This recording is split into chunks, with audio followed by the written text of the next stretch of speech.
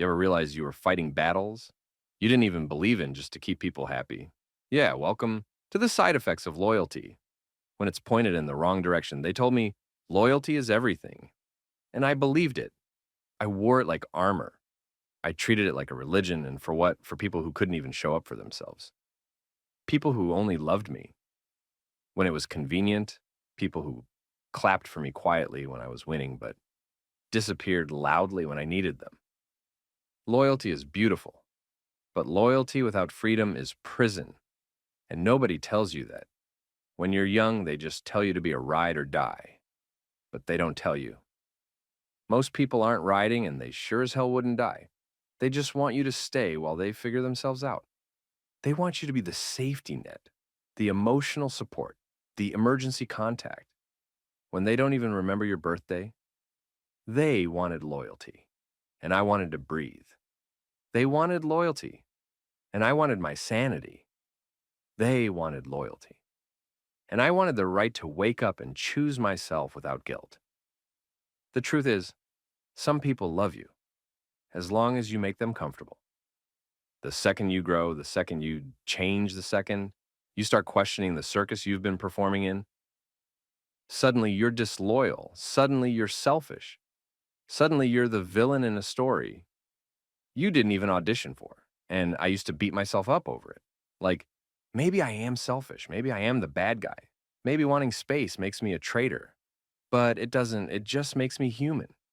It makes me someone who got tired of carrying dead weight while being told it was my duty to never complain. You ever love someone so much? You start shrinking so they can shine. Yeah, that's not love. That's a hostage situation, dressed up as devotion. And guess what? No matter how small you make yourself for them, they will still call you too much.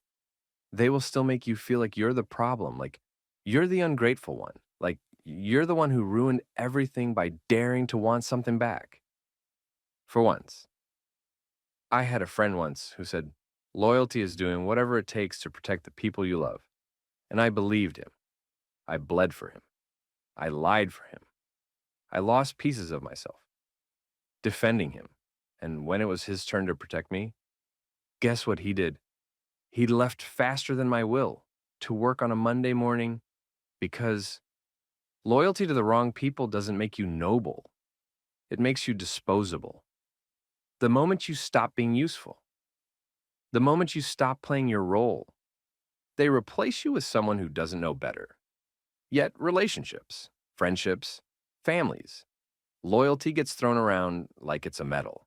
But nobody talks about how loyalty can rot into codependency, how it can turn into resentment, how it can slowly erase you until you wake up one day, wondering when exactly you stopped belonging to yourself.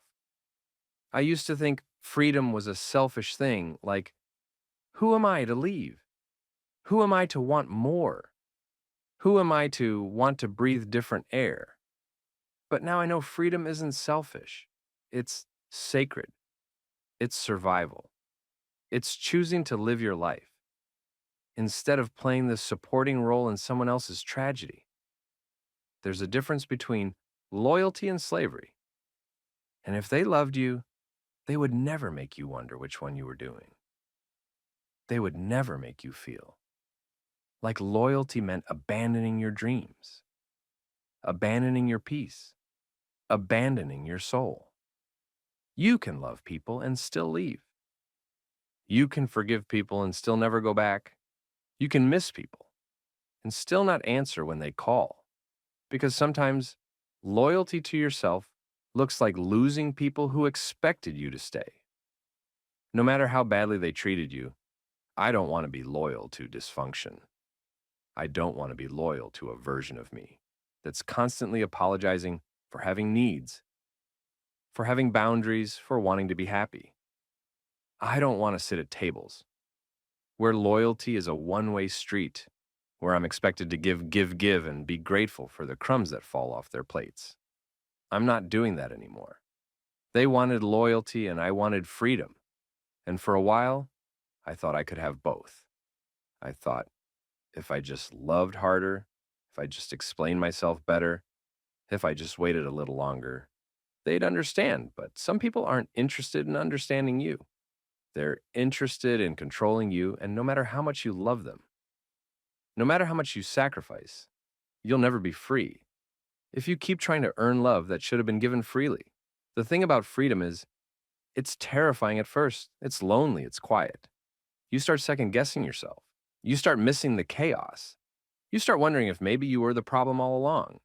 But eventually, the quiet stops being scary. Eventually, the loneliness starts feeling like peace. Eventually, you realize you'd rather be alone than chained to expectations that were never fair to begin with.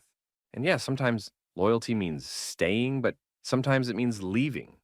Sometimes it means loving people from a distance because you love yourself too much to stay close to what's hurting you.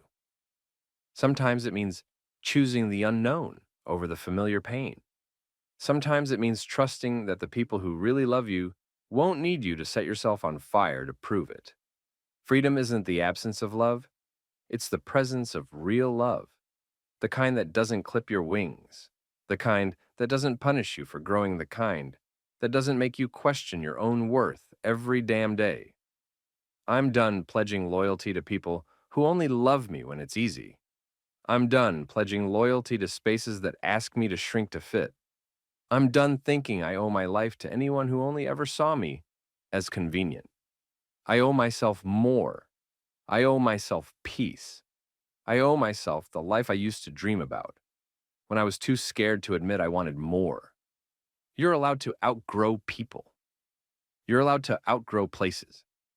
You're allowed to wake up one day and realize the loyalty you were taught was noble, was actually survival instinct, and you're not surviving anymore. You're living, or at least you're trying to. And if you're sitting there wondering if you're a bad person for wanting to leave, let me tell you right now, you're not. You're just tired. You're tired of being the strong one.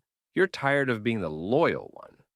You're tired of stitching yourself up in private so you can show up with a smile in public. You're tired of sacrificing yourself on altars that never even had your name on them. They wanted loyalty, and you wanted freedom. And maybe for the first time in your life, you're realizing it's okay to choose you. It's okay to walk away, even if you still love them, even if you still miss them, even if part of you still hopes they'll change. Choosing you is not betrayal. It's the highest form of love you can give yourself. Because loyalty without freedom is just a pretty word for imprisonment. And you weren't born to be a prisoner in someone else's story. You were born to write your own. You were born to choose love that feels like expansion, not contraction. You were born to take up space, to be wild, to be messy, to be complicated, to be fully you. And if that makes you disloyal in their eyes, so be it. Better to be disloyal to their comfort than disloyal to your own soul. Better to break their narrative than break your own heart. Better to be the villain in someone else's story than a ghost in your own life. So, here's to the ones who left so they could breathe. Here's to the ones who loved themselves enough to walk away. Here's to the ones who chose freedom, even when it broke their own heart. Here's to you. You're not crazy. You're not selfish. You're not broken. You're just finally free.